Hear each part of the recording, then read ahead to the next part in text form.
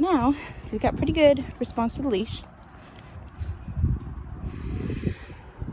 We can introduce a new thing, which is if we're going along, nope. If we're going along and I want to slow her down, pull up, slow down. No, no, no. Good. Good. Pull up, slow down. Right now I'm not going very fast, so I have to stop basically. Okay. And count to 3. If you ask twice and you don't get the response that you're looking for, no. If you ask twice and you don't get the response you're looking for, ask differently the 3rd time. And if she feels the leash pressure and doubles down like that, no. That's where I pull back. So for the most part, when I'm just working on leash pressure, I will hold the tension and wait for the dog to do the work. The only exception, good, come here. There are 2 exceptions. One is if we have to move for safety, like get the heck out of the way of something or someone. And the second is if there's tension on the leash, good, she feels it and she doubles down and pulls harder, no, absolutely not, like that. No, good job. Good. And the reason for that is she has the opportunity to respond to the leash pressure, and she made a conscious decision to pull harder, and that was almost always paired with her actively rewarding that behavior herself, because say she wants to pull towards something to smell. No. Good. If she's pulling and sniffing at the same time, she is rewarding herself for the pulling by continuing to sniff whatever thing is interesting.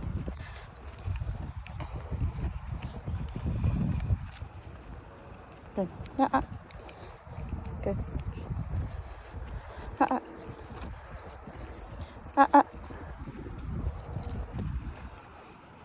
Come back. Good. Nope. Good. Nope. Good. There we go. All right, more slack. That was a lot of work. Give her a break. Good. We got a couple of squirrels making little calls. Come back. So we go back to leash drills to work on her distraction. Nope. Good. Good. It's not that she can't be interested in things. She 100% can be interested in things. However, nope. She needs to be able to prioritize me and the conversation with the leash over everything else. If she cannot do that, your ability to communicate, good, come here, when she's excited, completely goes away.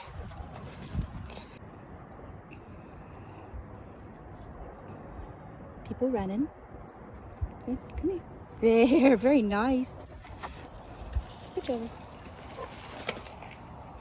Good. Kid on a bike. Good. Nope. Same thing. This is the other thing here too, is that all excitement is the same when it comes to how she's supposed to respond. So we work on these leash drills around something that she's excited about, and it should translate fairly easily to all of the other things that she finds exciting. Good, come here. Good. Good. So if she's excited about chasing kids, for example, leash pressure around squirrels, stop it, stop it, spit it out, thank you, nope, good. Working on leash pressure around squirrels and people wandering by, good, will help with that. If she's too excited about meeting dogs and people, that's the same thing. When you're excited, you still have to listen to the leash, and that applies everywhere. Slow, good, there we go. Good, pull up slow, good job, she's getting it. Pull up slow, good. Pull up, slow down. You think about it like brakes. Good. No. No. Good. Good. People moving. There are a couple of dogs. Get a little closer.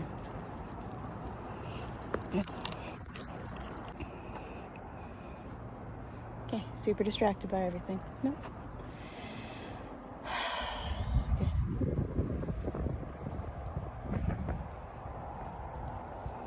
Good. If she's a good girl, if she's making good choices, I want the leash to be loose. So she's staring at a couple of dogs. Good. She's also standing nicely. She's not too intense. She's not pulling. Good girl. Making good choices. So I want the leash to be loose to say, good job, keep doing what you're doing. The reason we do things this way is we do a little bit of pressure and structure and challenging her, followed by a break to engage with the environment, is that we get small amounts of stress, followed by really easy ways to decompress, reset, and relax. And what you get is a really healthy cycle of a little bit of stress followed by recovery. That's how you get a super stable, consistent, confident dog, is you provide small opportunities for stress, challenge, obstacles, and then you help them recover afterwards. This is the recovery.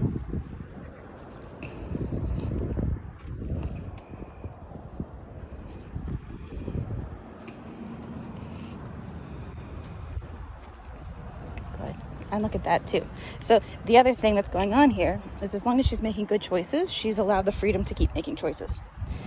And that's how you get her to make good choices on her own without having to micromanage.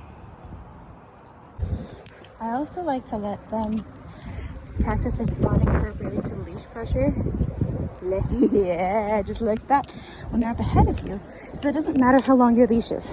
So a lot of dogs, if you only practice heel, where they have to be right here, and off-leash stuff, this mid-distance, good, they don't know how to respond appropriately. No, good. Good girl. What you actually want, what I have found makes life much easier and more enjoyable, is if your dog knows how to respond to leash pressure regardless of where they are. So we practice all the different distances. And when we move to a long line with the e-collar, we'll do all of this with the long line too. So even 20 feet away, you still got to respond to the leash pressure. Okay, come here. Oh, very nice. Good girl.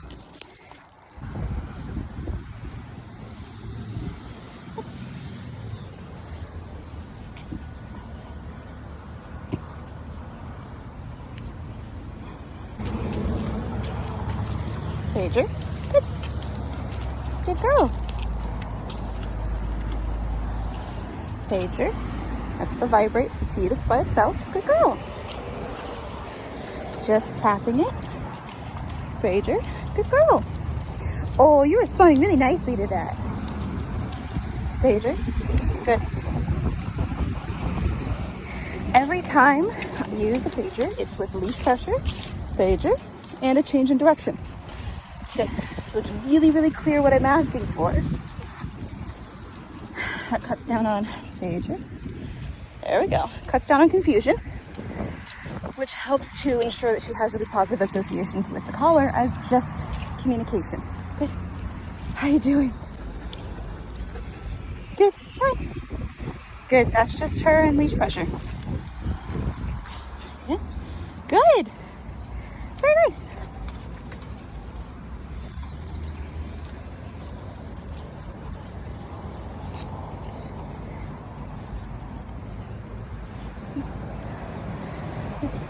Pager, good, good.